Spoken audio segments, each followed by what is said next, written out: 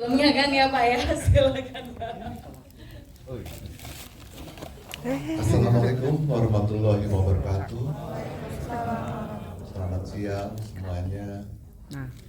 Kami sangat mengapresiasi kehadirannya di hari yang hujan dan lumayan mencemaskan bagi kami. Tapi ternyata alhamdulillah begitu banyak yang hadir ya, dan semoga ini menjadi sebuah pertanda baik dan doa bagi karya istimewa dari Star Vision yang saya klaim sebagai karya horor Star Vision terbaik sampai saat ini. Sekarang juga buat Kinoy, mungkin teman-teman harus tahu, saya mengenal Kinoy cukup lama dari semenjak menjadi Alfradanya Anissa Putra di film Hal. Mungkin pada ingat itu tahun berapa itu, berapa sekali. Dan kemudian 8 tahun yang lalu, untuk pertama kalinya Kinoy menjadi sutradara di Star Vision di film Kafir, Bersekutu dengan Setan, yang waktu itu juga skripnya ditulis oleh Mbak Upi, kemudian musiknya juga oleh Aki Tarotama, dan meraih sukses secara kebaruan dalam film horor pada masa itu, dan dia Baby meraih 4 nominasi, dan tim yang sama kami ajak kembali di Kafir Gerbang Sukma ini. Di film ini kita hadirkan level horor yang berbeda, dan saya yakin belum pernah dilihat sebelumnya. Jadi bersiaplah, berpegangan, dan apabila pada waktu itu kita atmosferik tanpa hantu, yang kali ini ya walau alam ya, kadang-kadang kan ilmu hitam itu bisa menghadirkan hal-hal yang di luar nalar, tapi memang ada, kenyataannya itu ada, dan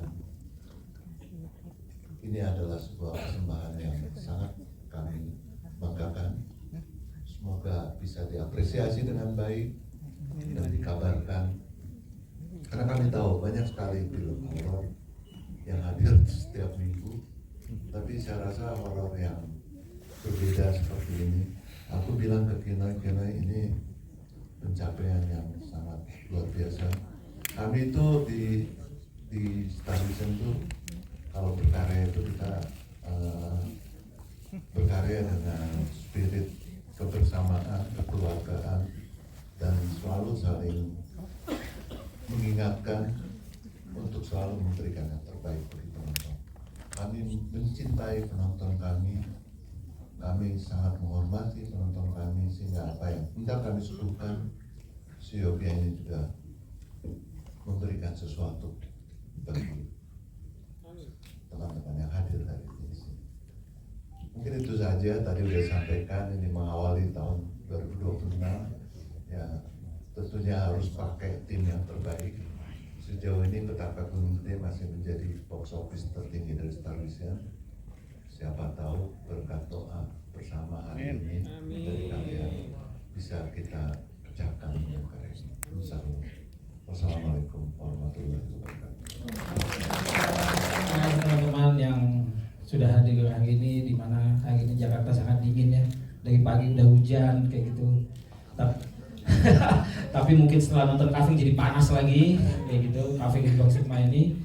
Dan terima kasih buat Pak Polres, bahwa memang benar 8 tahun yang lalu saya berdiri di sini juga mengawali genre baru selama saya menjadi sutradara film yang awalnya drama, akhirnya berbalik menjadi sutradara film horor kayak gitu. Dari Kafir Bersekutu dengan Setan itu juga melahirkan banyak film-film yang bergenre horor gitu ya, tapi tidak kapok lagi gitu ya, masih nggak kapok juga, masih mengulik terus genre ini.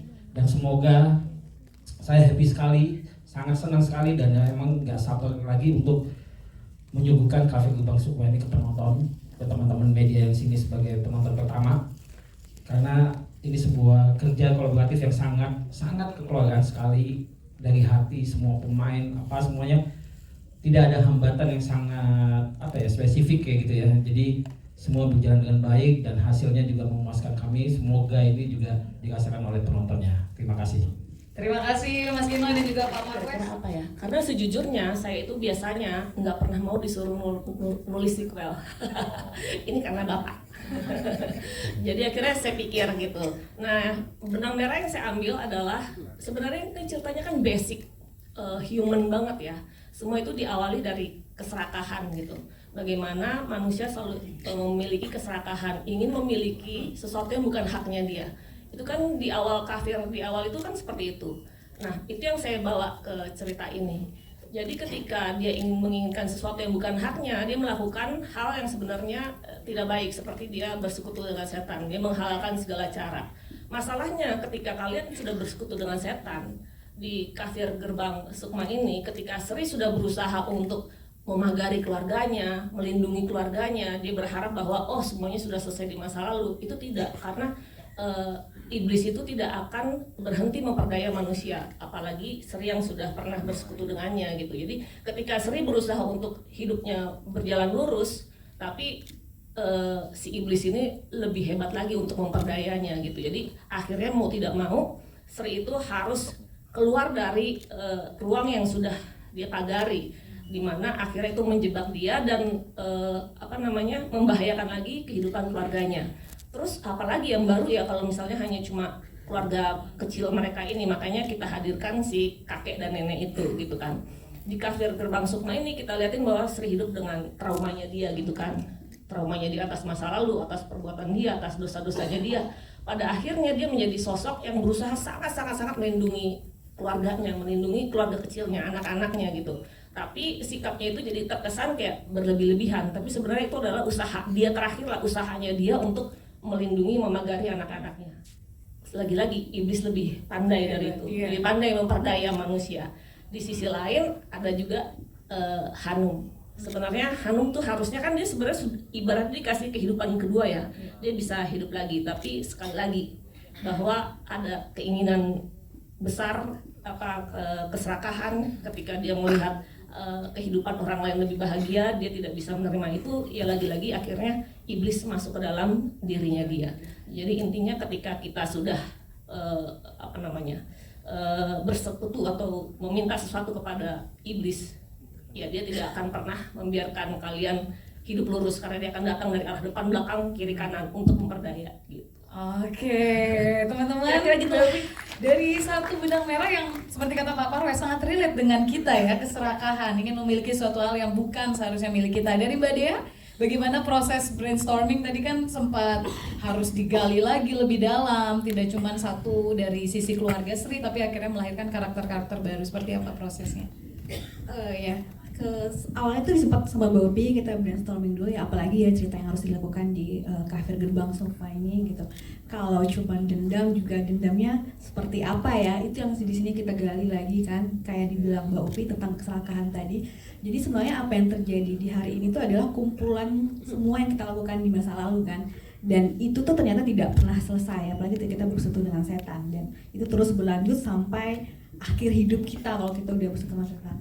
Nah itu yang coba kita gali, dendamnya, terus apa yang belum selesai sama Sri, dan kita lagi nambah keluarga di sini kan, ada nenek kakek, terus kita juga ada istri dari Andi udah mulai growing up di sini, dan disitulah kita coba keluarga ini itu kita kupas lagi traumanya mereka dan dendamnya yang tadi dibilang hal dari si Hanum yang belum selesai, itu yang coba kita angkat lagi sih di sini. Oke, dan akhirnya menghasilkan dan juga melahirkan karakter-karakter yang bisa membawa kengerian tersendiri ya, dari kisah kafir gerbang Sukma ini.